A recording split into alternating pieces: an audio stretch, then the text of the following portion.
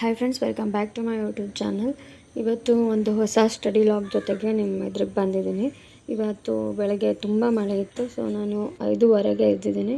ಅಂದರೆ ಬೇಗ ಬೆಳಕಾಗ್ತದೆ ಈಗ, ಯಾಕೆ ಅಂತ ಗೊತ್ತಿಲ್ಲ. 5:30ಗೆಲ್ಲ ಬೆಳಕಾಗ್ಬಿಡ್ತದೆ. ನಾನು 5 ಗಂಟೆ ಎದ್ದು ನನ್ನ ದಿನನಿತ್ಯದ ಪ್ರಾಣಾಯಾಮ ಮತ್ತು ಧ್ಯಾನ ಎಲ್ಲ ಮುಗಿಸ್ಕೊಂಡು ಇವಾಗ ಓದಲಿಕ್ಕೆ ಕೂತ್ಕೊಂಡಿದ್ದೀನಿ. ಎಷ್ಟು ಗಾಳಿ ಬರ್ತಾ ಇದೆ ಅಂತ ಹೇಳಿದ್ರೆ ತುಂಬ ಗಾಳಿ ಬರ್ತಾ ಇದೆ, ಮತ್ತು ಚಳಿ ಕೂಡ ಇದೆ. ಮಕ್ಕಳೆಲ್ಲ ಚೆನ್ನಾಗಿ ಮಲ್ಕೊಂಡ್ಬಿಟ್ಟಿದ್ದಾರೆ. ಸೊ ನಾನಿವಾಗ ಸೈಕಾಲಜಿ ಓದ್ತಾ ಇದ್ದೀನಿ. ನಾನು ಲಾಸ್ಟ್ ಬ್ಲಾಗಲ್ಲೇ ನಿಮಗೆ ಹೇಳ್ದಂಗೆ ಇವಾಗ ನಾನು ಸೈಕಾಲಜಿ ಇಟ್ಕೊಂಡಿದ್ದೀನಿ. ನನಗೆ ಕೆಲವ್ರದ್ದೆಲ್ಲ ಟೈಮ್ ಟೇಬಲ್ ಬೇರೆ ಬೇರೆ ಥರ ಇರುತ್ತೆ. ಅಂದರೆ ಒಂದು ದಿನದಲ್ಲಿ ಅರ್ಧ ಗಂಟೆ ಇದು ಅಥವಾ 1 ಗಂಟೆ ಇದು, ಅಥವಾ ಒಂದು ದಿನಕ್ಕೆ 3 ಸಬ್ಜೆಕ್ಟು ಹಾಗೆಲ್ಲ ಓದ್ತಾರೆ. ಬಟ್ ನನಗದು ಆಗಲ್ಲ. ನಾನು ಒಂದು ಸಬ್ಜೆಕ್ಟ್ ಇಟ್ಕೊಂಡೆ ಅಂದರೆ ಮಿನಿಮಮ್ 3 to 4 ಡೇಸು ಮಿನಿಮಮ್ ಅಂದರೆ ಆಗುತ್ತೆ. ಇನ್ನು ಸೋಷಲು ಅಥವಾ ದೊಡ್ಡ ದೊಡ್ಡ ಬುಕ್ಸ್ ಎಲ್ಲ ಇದ್ದರೆ ತುಂಬ ದಿನನೇ ತೊಗೊಳ್ತೀನಿ, 1 ವಾರ 10 ದಿನ ಹೀಗೆ. ಆ್ಯಂಡ್ ಟೈಮ್ ಟೇಬಲ್ ಹಾಕ್ಕೊಳ್ತೀನಿ, ಬಟ್ ಅದನ್ನು ಯಾವತ್ತೂ ಫಾಲೋ ಅಪ್ ಮಾಡಲಿಕ್ಕೆ ಆಗಲ್ಲ. ಸೊ ಇದು ಏನಂತ ಗೊತ್ತಾಗಲ್ಲ, ಯಾಕೆಂದರೆ ಕೆಲಸ ಇರುತ್ತೆ, ಮಕ್ಕಳನ್ನ ನೋಡ್ಕೊಳ್ಳೋದು ಹೀಗೆಲ್ಲ ಇರುತ್ತಲ್ವ, ಹಾಗಾಗಿ. ಸೊ ಈ ಬುಕ್ಕಲ್ಲಿ ಸೈಕಾಲಜಿ ಒಂದು ಫ್ರಂಟಲ್ಲಿ 56 ಪೇಜಸ್ ಕೊಟ್ಟಿದ್ದಾರೆ. ಅದನ್ನು ನಾನು ಒಂದ್ಸಲ ಓದ್ಕೊಂಡು ಮತ್ತೊಂದು ಸಲ ರಿವಿಸನ್ ಮಾಡ್ಕೊಳ್ತಾ ಇದ್ದೀನಿ. ಚೆನ್ನಾಗಿದೆ ಸೈಕಾಲಜಿ. ಅಂದರೆ ಪೂರ್ತಿ ಅಪ್ಡೇಟೆಡ್ ವರ್ಷನ್ ಇದೆ. PUCದು ಏನು ಸಿಲೆಬಸ್ ಇದೆ ಅದನ್ನು ಮಧ್ಯೆ ಕೊಟ್ಟಿದ್ದಾರೆ. ಅದರಲ್ಲಿ ಏನೇನು ಲೈನ್ಸ್ ಇದೆ ಸೇಮ್ ಅದೇ ಇದೆ. ಹಾಗಾಗಿ ನಾನು ಅದನ್ನು ಒಂದ್ಸಲ PDF ನೋಡ್ಕೊಂಡು ನೋಟ್ಸ್ ಮಾಡ್ಕೊಂಡಿದ್ದೆ. ಒಂದೊಂದ್ಸಲಿ ರಿವಿಸನ್ ಆಗ್ತಾ ಇರೋ ಹಂಗೆ ಆಗ್ತಾಯಿದೆ ನನಗೆ. ಹಾಗಾಗಿ ಈ ಬುಕ್ಕನ್ನು 1-2 ಸಲ 3 ಸಲ ಓದ್ಕೊಳ್ಳುವ ಅಂತ ಅಂದ್ಕೊಂಡಿದ್ದೀನಿ. ಅದ್ರ ಜೊತೆಗೆ ನಾನು ಲಾಸ್ಟ್ ಬ್ಲಾಗಲ್ಲೇ ತೋರಿಸ್ದಂಗೆ ಸೈಕಾಲಜಿ ನಂದು ಯಾವುದಾವ್ದು ಬುಕ್ಸ್ ಇದೆ ಅಷ್ಟನ್ನು ಒಂದು ಸಲ ಓದ್ಕೊಳ್ತೀನಿ. ಸೊ ನಾನಿವಾಗ 6:30 ತನಕ ಓದ್ಕೊಳ್ತೀನಿ. 6:30ಗೆ ಎದ್ದು ನಮ್ಮದು ಅಂಗಡಿ ಇದೆ, ಅದನ್ನು ಓಪನ್ ಮಾಡಬೇಕು. ನಾನು ಲಾಸ್ಟ್ ಆಗಿ ನೋಡ್ತಾ ಬರ್ತಾಯಿದ್ರೆ ಗೊತ್ತಿರುತ್ತೆ ಕೆಲವರಿಗೆ. ನಮ್ಮ ದಿನಸಿ ಅಂಗಡಿ ಇದೆ, ಹಾಗೆ ಹೋಮ್ ಸ್ಟೇ ಇದೆ, ಹಾಗೆ ಹೋಟೆಲು ಇದೆ. ಹೋಟೆಲಿಗೆ ಅಷ್ಟೊಂದು ಜನ ಬರಲ್ಲ, ಆದರೂ ಓಕೆ ನಡೀತಾ ಇದೆ. ಒಂದು ದಿನಕ್ಕೆ ಒಂದು 5ರಿಂದ 6 ಅಥವಾ 10ರಿಂದ 15 ಹಿಂಗೆ ಊಟ ಹೋಗುತ್ತೆ. ಸೊ ಇವಾಗ 6:30 ಆಗಿದೆ. ಸೊ ಇದು ನಾನೀಗ ಹೋಗಿ ಅಂಗಡಿನ ಓಪನ್ ಮಾಡಬೇಕು. ಸೊ ನೋಡಿ, ಇದು ನನ್ನ ಮಕ್ಕಳೆಲ್ಲ ಮಲ್ಕೊಂಡ್ಬಿಟ್ಟಿದ್ದಾರೆ. ನನಗೆ ಓದಲಿಕ್ಕಿಲ್ಲದೆ ಇರಲಿ ಎಲ್ಲ ಟೈಮಲ್ಲೂ ನಾನು ಬೇಗ ಹೇಳಲೇಬೇಕು. ಯಾಕಂದರೆ ಅಂಗಡಿ ಆದರೂ ಓಪನ್ ಮಾಡಬೇಕಲ್ವ, ಅದಕ್ಕೆ ಒಂದು 6:30ಗೆ ಓಪನ್ ಮಾಡ್ತೀನಿ ಅಂದರೆ ಒಂದು 6 o'clock ಆದ್ರೂ ಎದ್ಕೊಂಡು ಬೇರೆದೆಲ್ಲ ಏನಾದರೂ ಮೆಡಿಟೇಷನು ಅಥವಾ ಯೋಗ ಇದೆಲ್ಲ ಮಾಡ್ಕೊಳ್ತೀನಿ. ನಾನು ಲಾಸ್ಟ್ ಆಗಲ್ಲಿ ತೋರಿಸಿದ್ದೆ, ಕಪಾಲಭಾತಿ ಮಾಡೋದ್ರಿಂದ ಏನು ಹೊಟ್ಟೆ ಬೊಜ್ಜು ಕಡಿಮೆ ಆಗುತ್ತೆ ಅಂತ. ಒಬ್ಬರು ಕಮೆಂಟ್ ಮಾಡಿ ಡಿಲೀಟ್ ಮಾಡಿಬಿಟ್ರು. ಮೇಡಮ್ ಇದು ಪ್ರಾಣಾಯಾಮ ಮಾಡೋದ್ರಿಂದ ಹೇಗೆ ಫ್ಯಾಟ್ ಕಡಿಮೆ ಆಗುತ್ತೆ ಅಂತ. ಸೊ ಗೂಗಲ್ ಮಾಡಿ ನೋಡಿ, ಕಪಾಲಭಾತಿ ಮಾಡೋದ್ರಿಂದ ಖಂಡಿತ ಹೊಟ್ಟೆ ಬೊಜ್ಜು ಕಡಿಮೆ ಆಗುತ್ತೆ. ಸೊ ಈಗ ಅಂಗಡಿ ಓಪನ್ ಮಾಡಿ ಇತ್ತು, ಕಸ್ಟಮರು ಬಂದಿದ್ದಾರೆ. ಒಬ್ಬೊಬ್ಬರು ನಮ್ಮ ಹಸ್ಬೆಂಡ್ ಹೇಳೋ ತನಕ ನಾನೇ ಅಂಗಡಿ ಐಟಮ್ ಎಲ್ಲ ಕೊಡ್ತೀನಿ. ಸೊ 6:30ಯಿಂದ ಒಂದು 7:30 ತನಕ ನಾನು ಹೀಗೆ ಮಾಡ್ತೀನಿ. ನೆಕ್ಸ್ಟು ಇದ್ದೇ ಇರುತ್ತೆ ಕೆಲಸ, ಮಕ್ಕಳನ್ನು ಶಾಲೆಗೆ ಕಳಿಸೋದು, ತಿಂಡಿ ಮಾಡೋದು ಹೀಗೆ. ಈಗ ನಾನು ಚಹಾಗೆ ರೆಡಿ ಮಾಡ್ಕೊಳ್ತಾ ಇದ್ದೀನಿ. ಕ್ಲೈಮೇಟ್ ಕೂಡ ಹಾಗೆ ಇದೆ, ತುಂಬ ತಣ್ಣಗಿದೆ, ಮಳೆ ಗಾಳಿ ಎಲ್ಲ ಇದೆ. ಸೊ ಒಂದು ಚಹಾ ಮಾಡ್ಕೊಂಡು ಕುಡಿಯೋ ಅಂತ. ನೆಕ್ಸ್ಟು ಯಾರಾದರೂ ಓದ್ಕೊಳ್ತಾ ಇದ್ದರೆ ಅವರಿಗೆ ಮೇ ಬಿ ಲೇಟಾಗಿ ಎದ್ರೂ ಓದ್ಕೊಳ್ಬೇಕು ಅಂತ ಅನ್ನಿಸ್ಬೋದು. ಬಟ್ ನನಗೆ ಲೇಟಾಗಿ ಎದ್ದರೆ ಓದ್ಕೊಳ್ಬೇಕು ಅಂತ ಅನ್ಸೋದೇ ಇಲ್ಲ. ಲೇಟ್ ಅಂದರೆ 6:30ಗೆ ಎದ್ದರೂ ಕೂಡ ನನಗೆ ಓದ್ಕೊಳ್ಬೇಕು ಅಂತ ಅನಿಸಲ್ಲ. ಬೇಗ ಎದ್ದರೆ ಒಂದು ಓದ್ಕೊಳ್ಬೇಕು ಅನ್ನೋ ಮೂಡ್ ಬರುತ್ತೆ. ಇಲ್ಲಾಂದರೆ ಅದು ಹಾಗೆ ಒಂಥರ ಡಿಸ್ಟ್ರಾಕ್ಷನ್ ಜಾಸ್ತಿ ಆಗುತ್ತೆ ಲೇಟಾಗಿ ಎದ್ದರೆ. ಹಾಗಾಗಿ ನಾನು ಬೇಗ ಹೇಳೋದನ್ನೇ ಅಭ್ಯಾಸ ಮಾಡ್ಕೊಂಡ್ಬಿಟ್ಟಿದ್ದೀನಿ. ಸೊ ಸೈಕಾಲಜಿ ಅಥವಾ GKನ ಹೆಂಗೆ ಕವರ್ ಮಾಡ್ಕೊಳ್ಬೋದು ಅಂತ ತುಂಬ ನಾನೆಲ್ಲ ಪ್ಲ್ಯಾನ್ ಮಾಡಿಕೊಂಡು ಇಟ್ಕೊಂಡಿದ್ದೆ.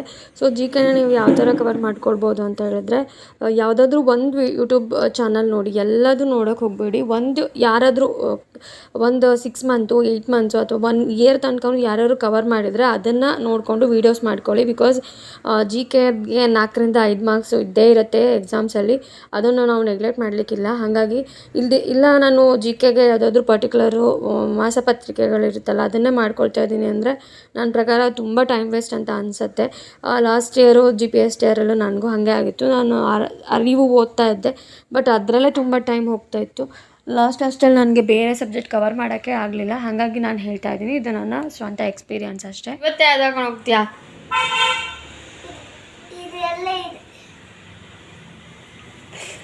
ಎಂತದಾ? ಹೌದಾ? ಅದ್ರ ಮೇಲೆ ಹಾಕೋಟ್ ಹಾಕ್ತೀಯಾ? ಅದ್ಯಾವುದು ಅದು ರೆಡ್ ಕಲರ್. ಅದು ಬೇಡನಾ? ಯಾವತ್ತು ಸೊ ಇವರಿಬ್ಬರು ಸಹ ಬೇಗ ಹೇಳ್ತಾರೆ. ಒಂದು 7 o'clock ಒಳಗೆ ಎದ್ಬಿಡ್ತಾರೆ. ಸೆಕೆಗಾಲದಲ್ಲಂತೂ ಇನ್ನೂ ಬೇಗ ಹೇಳ್ತಾರೆ. ಇವನಿಗೆ ಏನಂತ ಹೇಳಿದ್ರೆ ಅಂಗನವಾಡಿಗೆ ಹೋಗ್ತಾನೀಗ. ಹೋಗುವಾಗ ಅವ್ನು ಯಾವ ಡ್ರೆಸ್ ಹೇಳ್ತಾನೆ ಅದನ್ನೇ ಹಾಕಿ ಕಳಿಸ್ಬೇಕು. ಇಲ್ಲದಿದ್ದರೆ ಅವ್ನು ಶಾಲೆಗೆ ಹೋಗ್ಲಿಕ್ಕೆ ಕೇಳೋದಿಲ್ಲ, ಅಷ್ಟು ಹಠ ಮಾಡ್ತಾನೆ. ಇವನನ್ನು ಕಳಿಸೋಷ್ಟ್ರಲ್ಲಿ ನನಗೆ ಕೆಲವು ಸಲ ಸಾಕಾಗಿ ಹೋಗಿರುತ್ತೆ. ಯಾಕೆಂದರೆ ನೋಡಿ ನೀವು ಎಷ್ಟು ಬಟ್ಟೆಯನ್ನೆಲ್ಲ ಹರಡ್ತಾ ಇದ್ದಾನೆ ಅಂತ ಹೇಳಿದ್ರೆ, ಒಂದು ಜೊತೆ ಬಟ್ಟೆ ಹಾಕ್ಲಿಕ್ಕೆ ಎಲ್ಲದೂ ತೆಗ್ದು ಆ ಕೋಟು ಈ ಕೋಟು ಮತ್ತು ಯಾವುದೇ ಒಂದು ಟೀ ಶರ್ಟ್ ಹಾಕ್ಲಿ ಏನಾದರೂ ಹಾಕಲಿ ಒಂದು ಕೋಟ್ ಹಾಕಲೇಬೇಕು ಮೇಲ್ಗಡೆ. ಈ ಥರದ್ದು ಸುಮಾರು ಕೋಟು ಅಣ್ಣಂದು ನಮಿಷ್ ಸಣ್ಣವನಿರುವಾಗಿಂದ ಇದ್ದ ಕೋಟ್ಗಳನ್ನ ಸಹ ನಾನೆಲ್ಲ ಕಲೆಕ್ಟ್ ಮಾಡಿ ಇಟ್ಕೊಂಡಿದ್ದೀನಿ.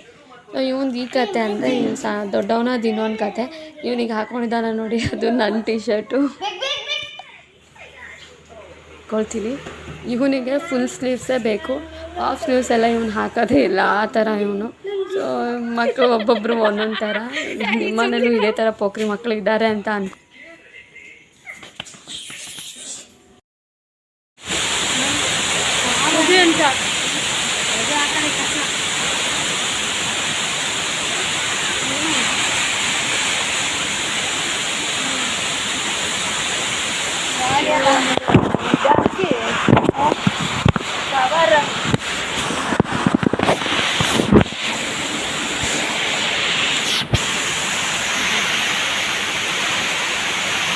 ಅಮಿಷ್ ಎಲ್ಲೋಯ್ತಪ್ಪ.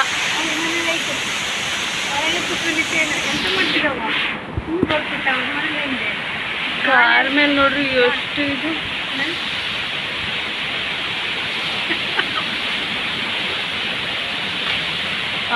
ಬಿಟ್ಟೇಳೆ ಇವು ಕಾರ್ ಮೇಲೆ ಏನಾದ್ರು ಮೇಲೆ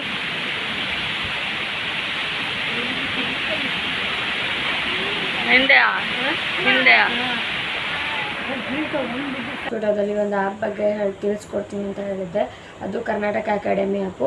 ಸೊ ನಾನು ಲಾಸ್ಟ್ ಡಿಸೆಂಬರಲ್ಲಿ PSR ಕೋರ್ಸ್ ಪರ್ಚೇಸ್ ಮಾಡಿದೆ. 1999 ಆಗಿತ್ತು. ಸೊ